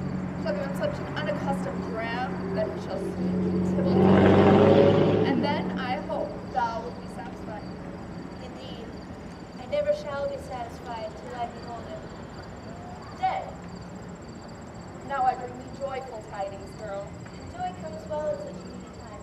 What are they? Beseech your ladyship? Marry you, my child, early next Thursday morn. Young, gallant, noble gentleman, the Count of Paris, at St. Peter's Church, shall happily make thee there a joyful bride. Now, by St. Peter's Church, and Peter too, he shall not make me there a joyful bride. I wonder at this haste that I must wed ere he comes to woo. Tell my father I'll not wed, and when I do, it shall be Romeo, whom you know I hate, rather than Paris. These are news indeed. Here comes your father. Pose so yourself and see how he takes it at your hand. How now, wife? Have you delivered to her our decree? Aye, sir, she will none. She gives thanks. I with the fool were married to her grave. Oh, take me with you, take me with you, wife. How will she none? Does she not give thanks? Is she not proud? Not proud you have, but thankful that you have. Proud can I never be of what I hate, but thankful even for hate that is meant love. How? Chop logic, what is this? Proud, and I thank you, and I thank you not, yet not proud? Mistress Minion, you feather your fine joints is Thursday next to go with Paris to St. Peter's Church, or I will drag thee on a hurdle thither. Out, green sickness carrion, out, you baggage, hallow face. Fie! Are you mad? Father, hear me with patience, but speak a word. Hang thee, young baggage, disobedient wretch. I tell you what, get thee to church on Thursday or never have to look me in the face. Speak not, lie not, do not answer me. Why, we scarce thought us blessed that God had lent us his only child, but now I see that this one is one too much, and that we have a curse in having her. Out on her, Hildy! God in heaven bless her! You are to blame, Lord, to rate her so. And why, my lady wisdom? Hold your tongue. Good prudence, matter with your gossips. Go! I speak no treason. Oh, gaudy good Ian! May not one speak?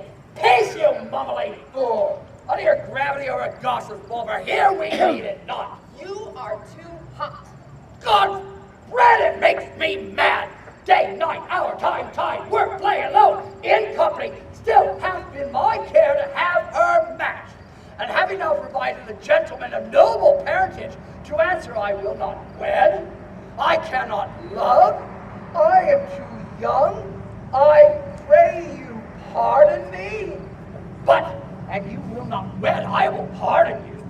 Raise where you will, you shall not house with me. Look to it, think on it, I do not use to jest.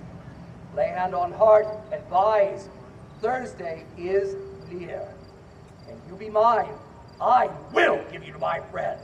And you be not hang, beg, die, starve in the streets, but by my soul I'll ne'er acknowledge thee, nor what is mine shall ever do thee good. Trust to it, bethink you.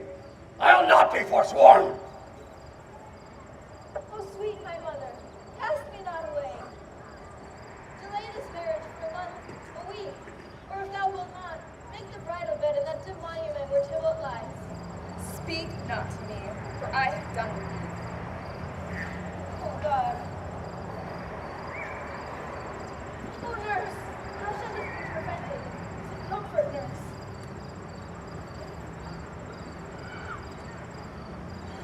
Faith? Here it is. I think it best you marry her with the county. Oh, he's a lovely gentleman. Romeo is a discount to him. Eagle, madam, hath not so green, so quick, so fair an eye as Paris had. Beshrew my very heart, I think you are happier in this second match, for it excels your first, for if it did not, your first is dead, or it were as good as were as him living here, and you no use of him. Speakest thou from thy heart? And from my soul too. Else beshrew them both. Amen. Well, thou hast comforted me marvelously. Go in and tell my lady I am gone, having displeased my father, to Lawrence's cell, to make confession and to be absolved. Nay, I will. It's wise to know. Go, counselor. Henceforth thou and my bosom are twain. I'll to the friar to know of his remedy. If all else fails, myself have power to die.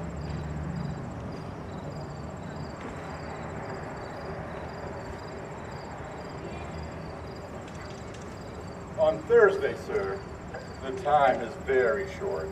My father Capulet wills it so, and I am little to slag his case. You say you do not know the lady's mind. Uneven is the course, I like it not. Immoderately she weeps for Tybalt's death, and so have I little spoke of love, for Venus smiles not in a house of tears. Look, here comes the lady toward my cell.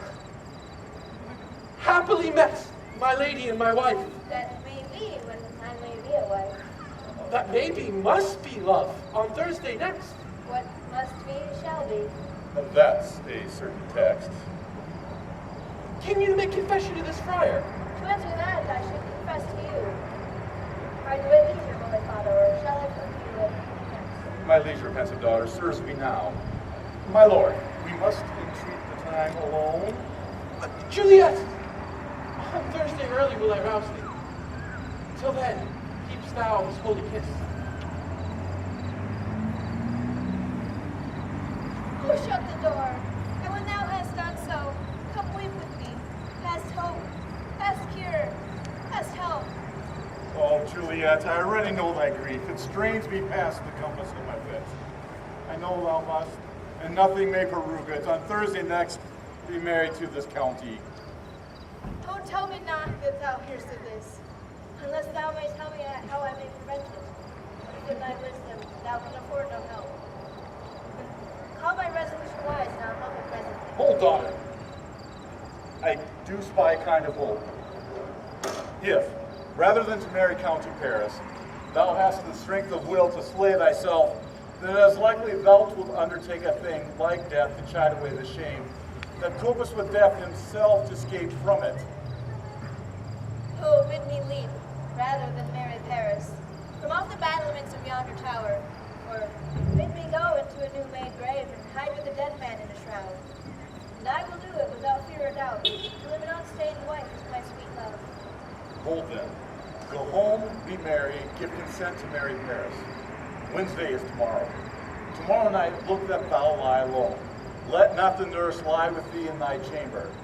Take thou this vial, being then in bed, and this distilled liquor drink thou off. When presently through all thy veins a cold and drowsy humor shall run, for no pulse shall keep his native progress, but surcease. No warmth, no breath shall testify thou livest. The roses in thy lips and cheeks shall fade to paly ashes. Thy eyes' windows fall like death when he shuts up the day of life. Each part, deprived of supple government, shall stiff and stark and cold appear like death. And in this borrowed likeness of shrunk death, thou shalt continue for 42 hours, and then awake as from a pleasant sleep. Now, when the bridegroom in the morning comes to rouse thee from thy bed, there art thou dead. Then, as the manner of our country is, in thy best robes, uncovered on the briar, thou shalt be borne to that same ancient vault where all the Capulets lie. In the meantime, against thou shalt awake, shall Romeo by my letters know our drift, and hither he shall come, and he and I will watch thy waking. And that very night shall Romeo bear thee hence to Mantua, and this shall free thee from this present shame, if no one cost a toy, nor childish fear abate thy valor in the acting it. Oh, give me shall we not fear? Hold. Get thee gone. Be strong and prosperous in this resolve. I'll send a friar with speed to Mantua with my letters to thy lord. Will love give me strength, and strength shall help me before it. Farewell, dear father.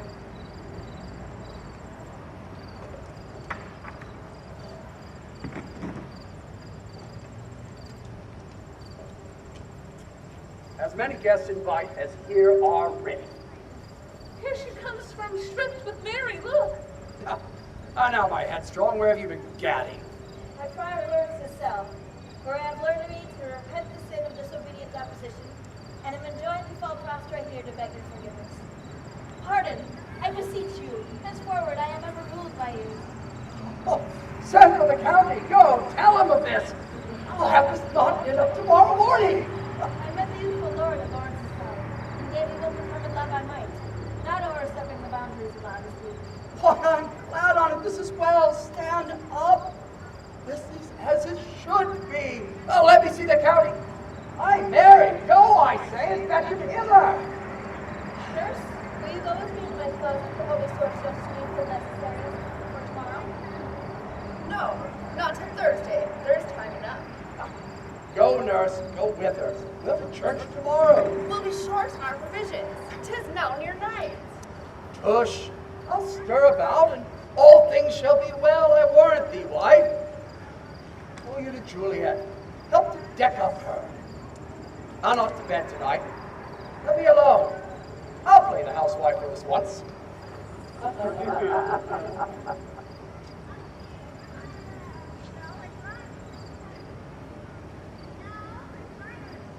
What? Oh, you my heart. No, no. We have closed such needful necessaries as our caboodle for our state tomorrow. So please you, let me be left alone, and let the nurse this night sit up with me, as I am sure you have your hands full with so such a business. Good night. It's bed and rest. Thou hast.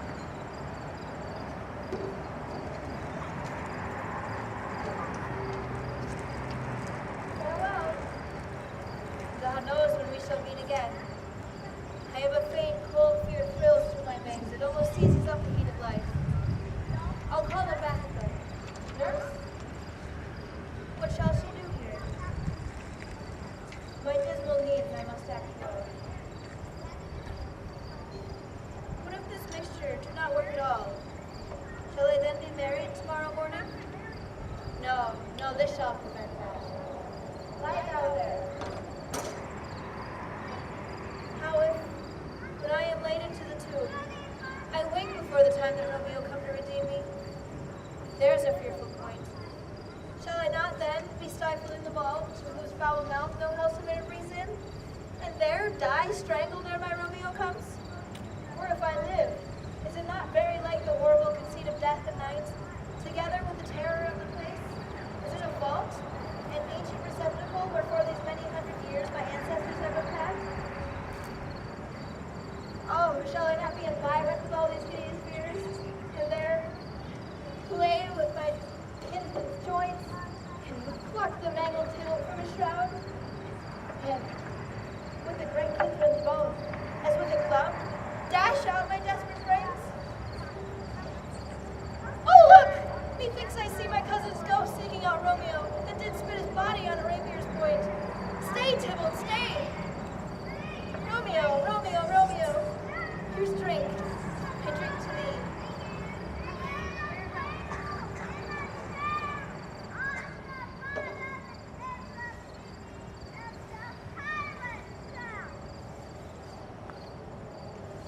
Come, stir, stir, stir. The second cock hath crowed. The curfew bell is run. It's 3 o'clock. Look to the baked beef, good Angelica, and spare not for cost. Go, you caught queen, go. Get you to bed, faith, for you'll be sick for tomorrow for this night's watching. Not a whit. I've watched there now all night for lesser cause and ne'er been sick. Aye, you have, and most hunt in your time, but I will watch you from such watching now. The county will be here with music straight. Play music! Why, before so he said he would. I hear him near. Go waken Juliet. Help trim her up. I'll go chat with Paris. I make haste, make haste. The bridegroom, he has come already. Make haste, I say.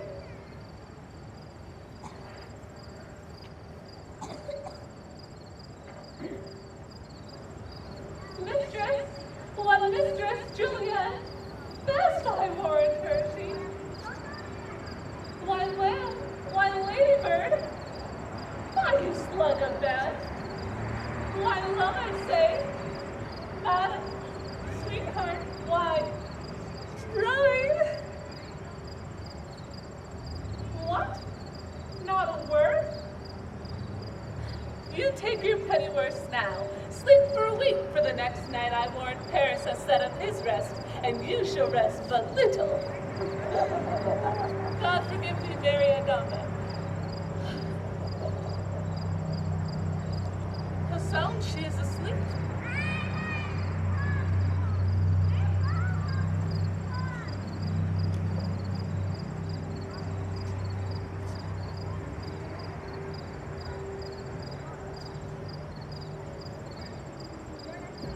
Madam.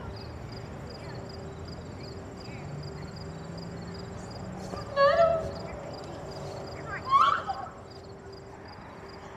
Let's help! My lady, she's dead! What is the matter? Oh, heavy day! Oh me! Oh me! My child! My only life! Revive! Look up! Or I will die with thee! Help!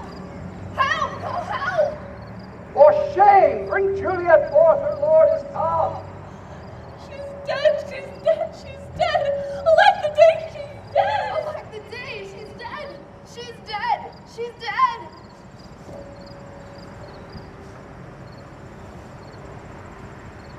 Let me see her. Oh, alas, she's cold. Her blood is settled and her joints are stiff. Life from these lips have long been separated. Death hangs on her like an untimely frost upon the sweetest flower of all the field. Oh, child! Oh, child! My soul, not my child! Dead art thou! Alack! My child is dead! And with my child, my joy lies buried. O son, the night of thy wedding day hath death lain with thy wife. Here she lies, flower as was, deflowered by him. Death is my son-in-law. Death is my heir. My daughter he hath wedded. I will die and leave all to death. Life, living, all is death.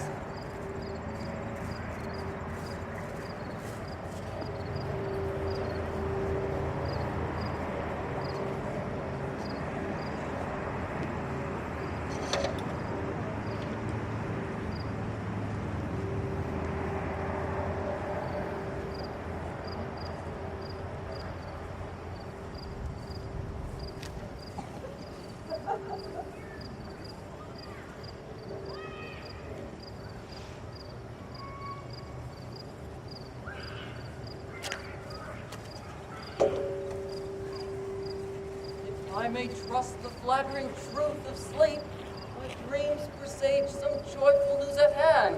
I dreamt my lady came and found me dead, and breathed such life with kisses in my lips, that I revived and was an emperor. Ah me, how sweet is love itself possessed, when but love's shadows are so rich in joy. News from Verona. How now, Balthazar? How doth my lady? Is my father well? How fares my Juliet? This I ask again, for nothing can be ill if she is well. Then she is well, nothing can be ill. Her body sleeps in Capel's monument, and her immortal part with angels lives. I saw her laid low in her kindred's vault, and presently took post to tell it you. Oh, pardon me for bringing these ill news, sir, since you did leave it for my office. Is it e'en so? Then I defy you, stars. I do beseech you, sir, have patience.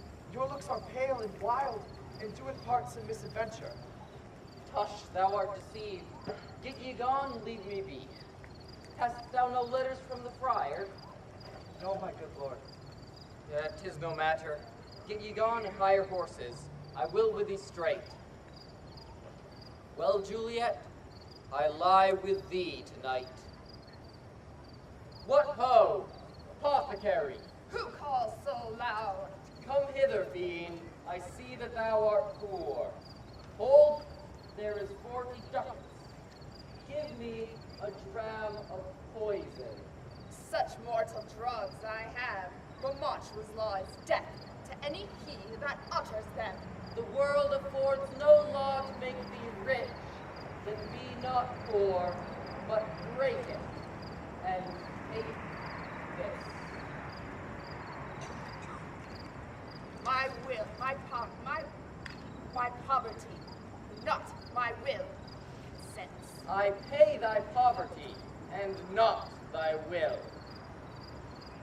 Put this in any liquid thing you will, and drink it off. Had this strength of 20 men, it would dispatch you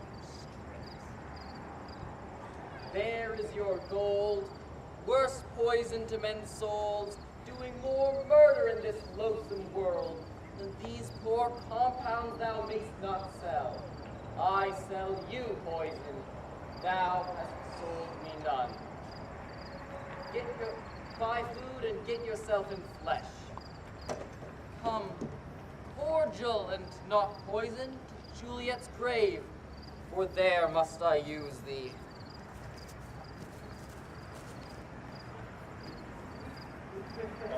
Happy fortune, my brotherhood. The letter was not nice, but full of charge, of dear importance, and neglecting it may do much danger. Friar John, go hence. Get me an iron crow and bring it straight unto my cell. Brother, I'll go bring it thee. Poor living corpse closed in a dead man's tomb.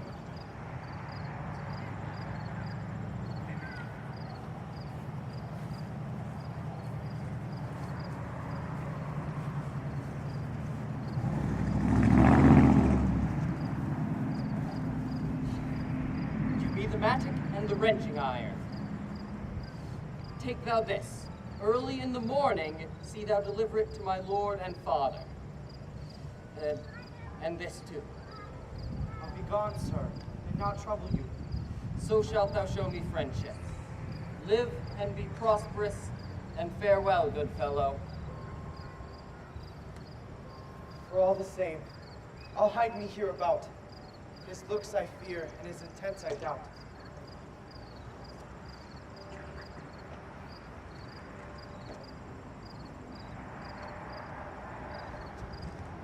Oh, my love, my wife, death that hath sucked the honey from thy breath and had no power yet upon thy beauty. And yet is crimson in thy lips and in thy cheeks, and death's pale flag is not advanced there. Thou art not conquered. Ah, Juliet, why art thou so fair?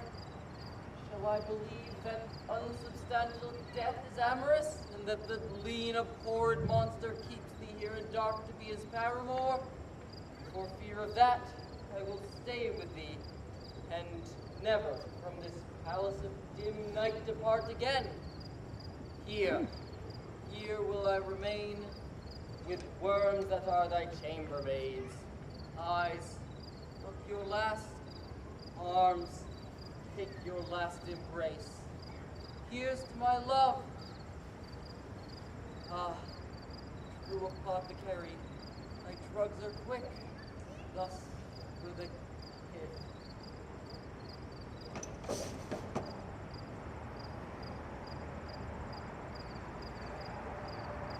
Fear comes upon me. Oh, much I fear some ill, unthrifty thing. Romeo! Oh, comfortable, friar. Where is my lord? I do remember well where I should be. There I am. I hear some noise. Lady, come from that nest of death, contagion, and unnatural sleep. A greater power than we can contradict. Thwart our intents. Come away. Come, go, good Juliet. I dare no longer stay. No, get thee hence, for I will not away. What's this? A cup closed in my true love's hands? Poison I see hath been his timeless end. Ah, churl, drunk all, and left no friendly drop to help me after? I will kiss thy lips. Thy lips are warm. Lead, boy! Which way? Yeah, noise? Then I'll be brief. Oh, happy dagger, this is thy sheath. Bear rust, and let me die.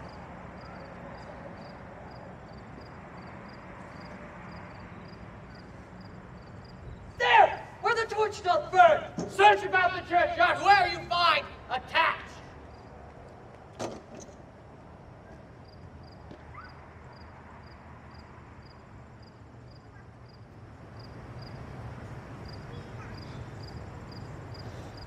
What misadventure is so early up that calls our person from our morning rest?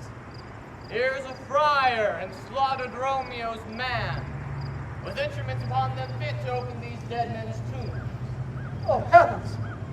Why? Look how our daughter bleeds. Me? This dagger hath mistaken. For lo, his house lies empty on the back of Montague, and yet missheathed in my daughter's bosom. Oh, this death is as a bell, that warns my old age to a sepulchre. What further woe conspires against mine age? Look and thou shalt see. Oh, thou untaught! What manners is this to press before thy father to a grave? Seal up the mouth of outrage for a while till we can clear these ambiguities and know their head, their spring, their true descent. And then will I be general to your woes and lead you even to death. Bring forth the parties of suspicion. I am the greatest, able to do least. And say it once without us knowing this. I will be brief, for my short date of breath is not so long as a tedious tale. That Romeo there dead was husband to that Juliet. And she there dead, that faithful Romeo's wife. I married them, and their stolen marriage day was Tybalt's doomsday, whose untimely death banished the new-made bridegroom from the city, for whom, and not for Tybalt, Juliet pined. You, to remove that siege of grief from her, betrothed and would have married her perforce to County Paris. Then comes she to me with wild looks, bids me devise a mean to rid her of the second marriage, or in my cell there she would kill herself. Then gave I her, so tutored by my art, a sleeping potion, which so took effect as I expected, for it wrought on her the form of death. Meantime, I writ to Romeo that he should hither come as is this dire night, to help to take her from her borrowed grave, being the time the potion's force should cease. But he that bore my letter, Friar John, was stayed by accident, and yesternight returned my letter back. Then all alone, at the prefixed hour of her waking, came I to bring her from her kindred's vault, meaning to keep her closely at my cell till I could conveniently send to Romeo. But some minutes ere the time of her awakening, here untimely lay Romeo dead. She wakes, and I entreated her come forth and bear this work of heaven with patience. Then a noise did scare me from the tomb. She, too desperate, would not go with me, but as it seems, did violence on herself. All this I know, and to the marriage her nurse is privy, and if aught in this miscarried by my fault, let my old self be sacrificed some hour before his time upon the rigor of severest law. still have known thee for a holy man. Where's Romeo's man? What can he say in this? I brought my master news of Juliet's death. And then presently he took post from Mantua to come to this same place, to this same monument. This letter he heard he read to his father.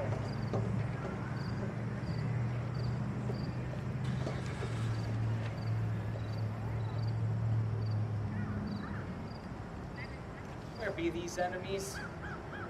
Capulet, Montague, see what a scourge is laid upon your hate, that heaven finds means to kill your joys with love. And I, for winking on your discords too, have lost a kinsman dear.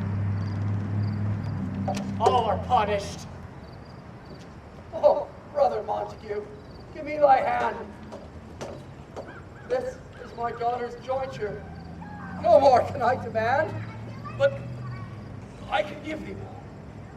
I shall raise her a statue in pure gold, and whilst Verona by that name is known, there shall be no figure at such rate be set as that of true and faithful Juliet.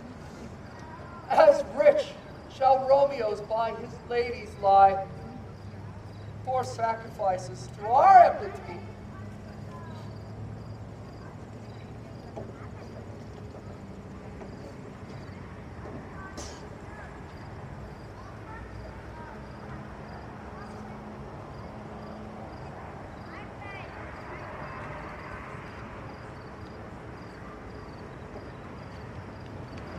Blooming peace this morning with it brings.